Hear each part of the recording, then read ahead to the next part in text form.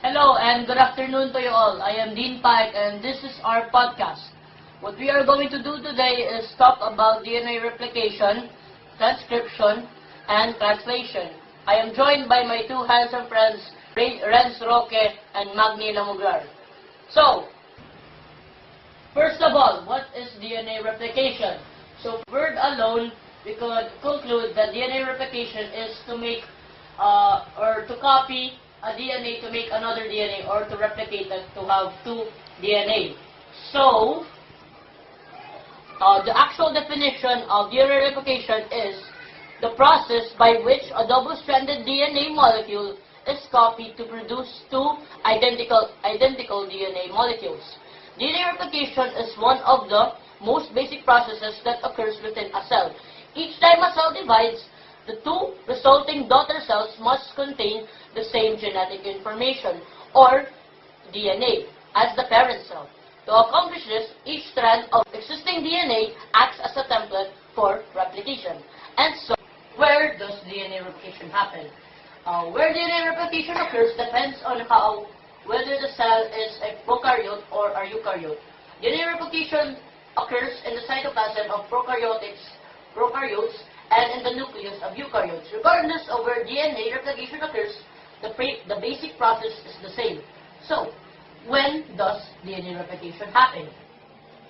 So, DNA replication happens with the help of certain enzymes. But in this video, I will only go through the major key players to this process because we can't possibly go through all of it. So, these are the four major enzymes. The first enzyme is helicase. Now, the main function of the helicase is to unpackage an organism's genes. They are motor proteins that move directionally along nucleic acid phosphodiester backbone, separating the two annealed nucleic acid strands using energy derived from ATP hydrolysis.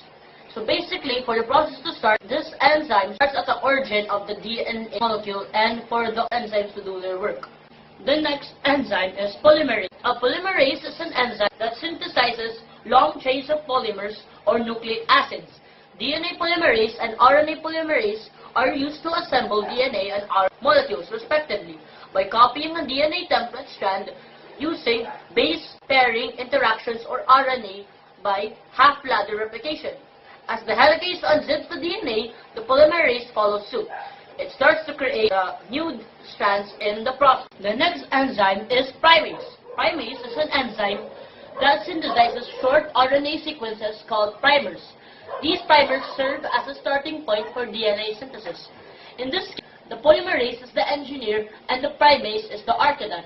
Again, the helicase unzips the DNA molecule and the primase puts the primers in specific locations in the unzipped DNA strand, and it dictates where the polymerase will start to build the new strand. The final enzyme is the ligase. So, let's first get a little bit off topic here now. What's so funny is that when it comes to DNA replication, the direction in which the polymerase moves is complicated. You know how if in a single DNA, there are two DNA strands that are antiparallel or opposite in terms of direction, and that's how basically the polymerase moves. There's carbons in those two DNA strands, and they are numbered. The polymerase moves from 3' to 5'. So, that creates gaps because every time the helicase moves and unzips a specific portion of the DNA, there will always be a gap to where the starting polymerase will form the new DNA strands.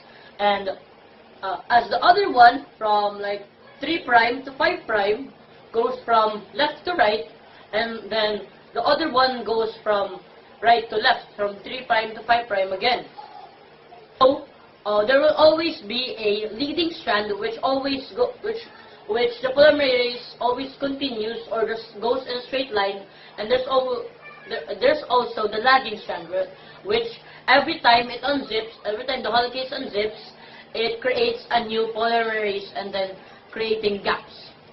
The purpose of the ligase is to glue those specific gaps in order to make a DNA strand.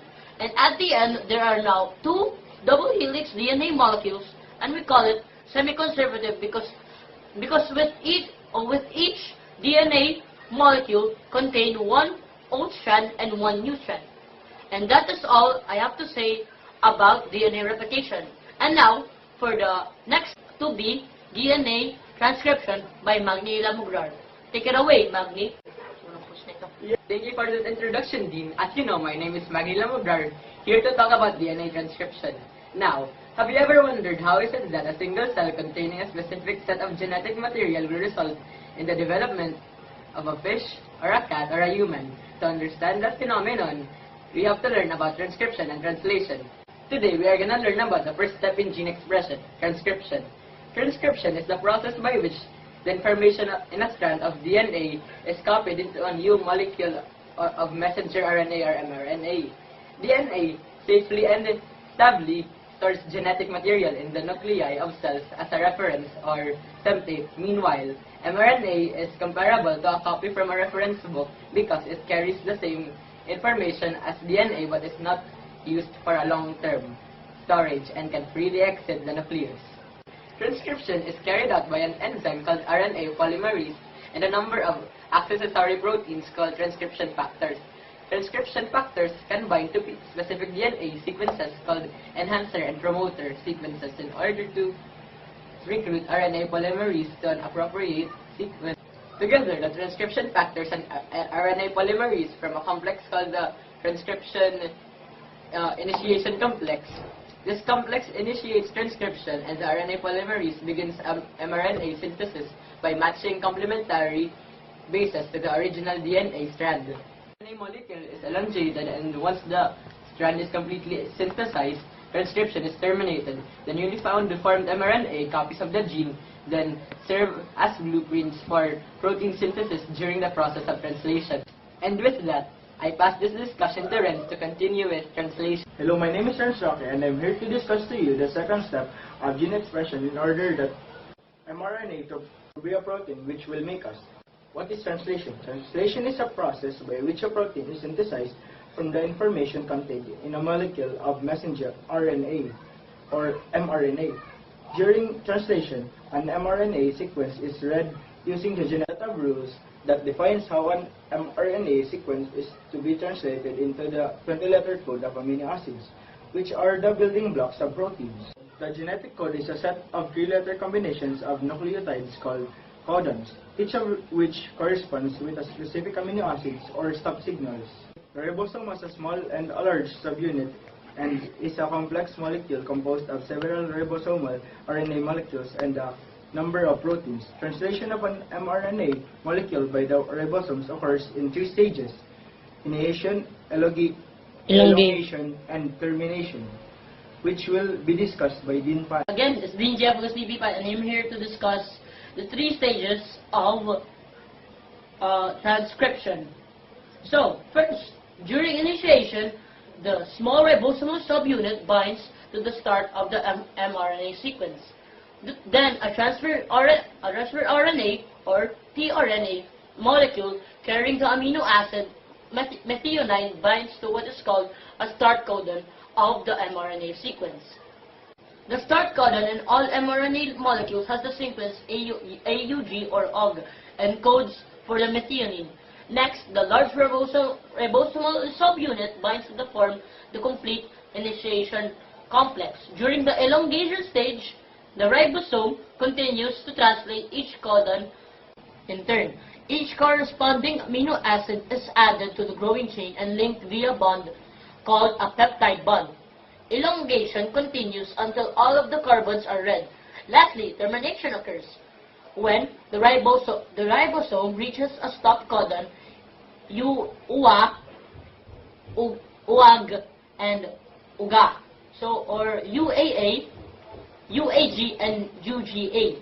Since there are no tRNA molecules or transfer RNA molecules that can recognize these codons, the ribosome recognizes that the translation is complete. The new protein is then released, and then the translation complex comes apart. And that is the